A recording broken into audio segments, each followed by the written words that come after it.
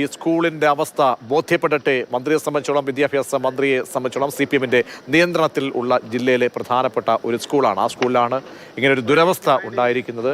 ഒരു മരണക്കെണി ഒരുങ്ങി 8ാം ക്ലാസ്സുകാരൻ മരണപ്പെടുന്ന സാഹചര്യം ഒരുങ്ങപ്പെട്ടത്. ആ സാഹചര്യത്തിന് ശേഷമാണ് ഇപ്പോൾ വിദ്യാഭ്യാസ മന്ത്രി കനത്ത സുരക്ഷാ വലയത്തിൽ സ്കൂളിലേക്ക് എത്തുന്നത്. കണ്ണൻ നായർ തുടരുന്നുണ്ട്. കണ്ണൻ, ഇപ്പോൾ മന്ത്രി നേരിട്ട് കാര്യങ്ങളൊക്കെ കണ്ടുപോവുകയാണ്.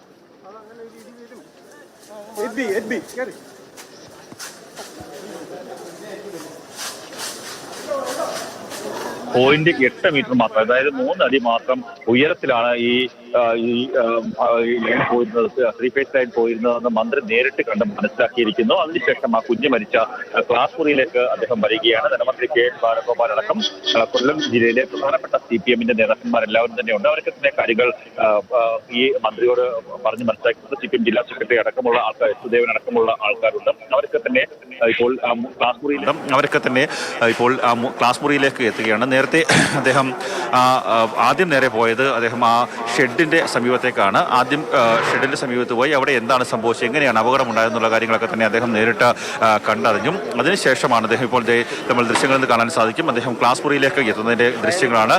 കോവൂർ കുഞ്ഞുമോൻ MLA ഈ കാര്യങ്ങളൊക്കെ തന്നെ മന്ത്രിയെ ധരിപ്പിക്കുന്നുമുണ്ട്. അദ്ദേഹം ഈ ക്ലാസ് മുറിയിലെത്തി എങ്ങനെയാണ് അപകടം സംഭവിച്ചതെന്ന് സംബന്ധിച്ച്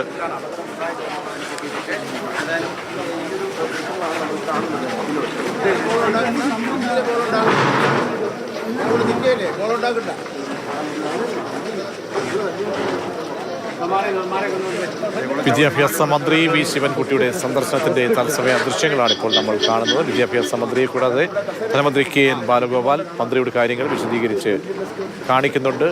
ജില്ലയിലെ പ്രധാനപ്പെട്ട CPM നേതാക്കളും സ്ഥലം MLA കോവൂർ കുഞ്ഞുമോൻ ഉൾപ്പെടെ വിദ്യാഭ്യാസ ഉദ്യോഗസ്ഥർ ഉൾപ്പെടെ ഉള്ള ആളുകളാണിപ്പോൾ മന്ത്രിക്ക് ഒപ്പം ഉള്ളത്. മന്ത്രി നേരിട്ട് കാര്യങ്ങൾ ബോധ്യപ്പെടുകയാണ്. മന്ത്രിക്ക് അവിടുത്തെ സ്കൂളിൻ്റെ ശോചനീയാവസ്ഥ സംബന്ധിച്ചൊക്കെയുള്ള കാര്യങ്ങൾ, ചട്ടലംഘനങ്ങൾ ഒരുപാട് ഉണ്ടായിട്ടുള്ള സ്കൂളാണ്. നിലവിൽ തന്നെ വിവിധ വകുപ്പുകളിലേക്ക് തന്നെ അന്വേഷണമുണ്ട്. അതിൽ പ്രധാനപ്പെട്ടത് വിദ്യാഭ്യാസ വകുപ്പിൻ്റെ അന്വേഷണം തന്നെയാണ്.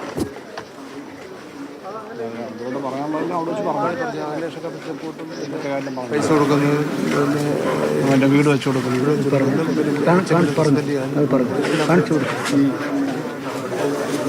അതുപോലെ തന്നെ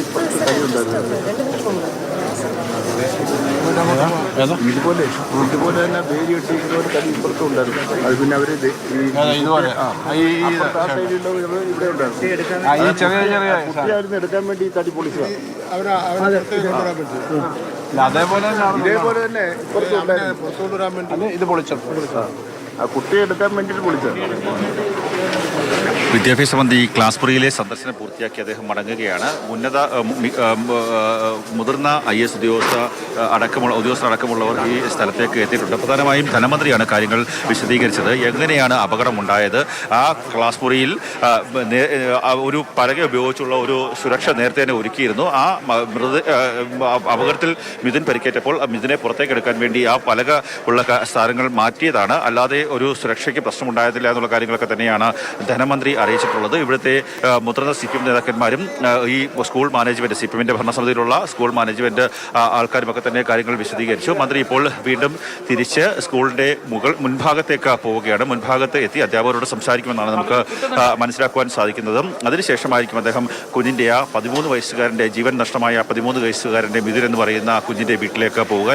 നേരത്തെ നമുക്ക് ലഭിച്ച വിവരമനുസരിച്ച് മന്ത്രി സ്കൂളിലേക്ക് എത്തില്ല എന്നുള്ള ഒരു അറിയിപ്പായിരുന്നു ലഭിച്ചിരുന്നത്. പക്ഷേ പെട്ടെന്നാണ് മന്ത്രി ഇവിടേക്ക് എത്തുന്നു എന്നുള്ളൊരു കാര്യം പറഞ്ഞത്. കാര്യം ഇന്ന് രാവിലെ വലിയ രീതിയിലുള്ള പ്രതിപക്ഷ സംഘടനകളുടെയൊക്കെ തന്നെ പ്രതിഷേധമുണ്ടായിരുന്നു.